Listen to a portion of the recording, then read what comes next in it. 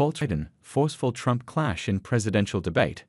As presidential debate 2024, Donald Trump and Joe Biden, who were each the oldest president when first elected, even accused each other of being childlike as they argued over their golf swings. As presidential debate 2024, it was the first debate ever between a president and former President Atlanta, United States. A halting Joe Biden struggled Thursday to hold off a forceful offensive from Donald Trump as the two traded personal insults in the fiery first debate of a razor-close presidential race. A bombastic Trump lashed out at his successor, calling him a failure on the economy and the world stage. Biden looked to hit back, but his delivery was hesitant as he spoke rapidly in a soft, trailing-off voice and stumbled on his words several times. It was the first debate ever between a president and former president, and each accused each other of being history's worst. Trump and Biden, who were each the oldest president when first elected, even accused each other of being childlike as they argued over their golf swings.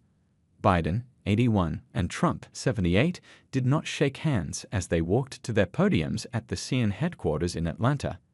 There was no live audience and their microphones muted as the other spoke, rules agreed as they open a campaign in a deeply polarized country.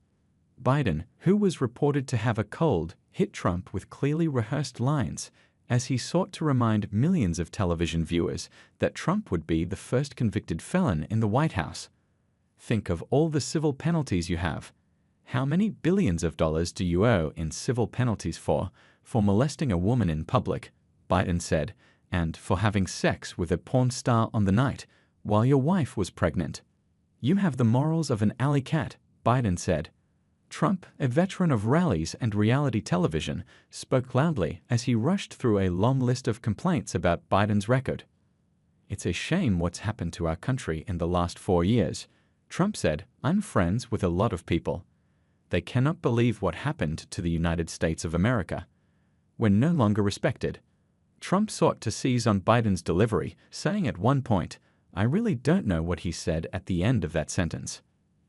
I don't think he knows what he said either. Kate Bedingfield, a former Biden communications director, acknowledged that it was a really disappointing debate performance from the president. I don't think there is any other way to slice it, she told CNN after the debate. Attack on economic record.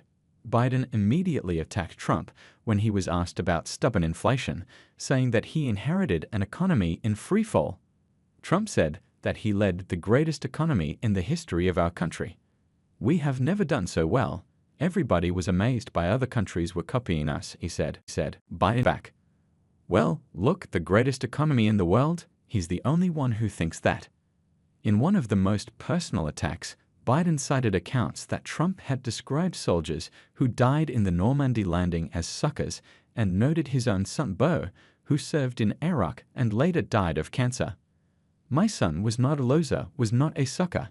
You're the sucker. You're the loser, Biden said.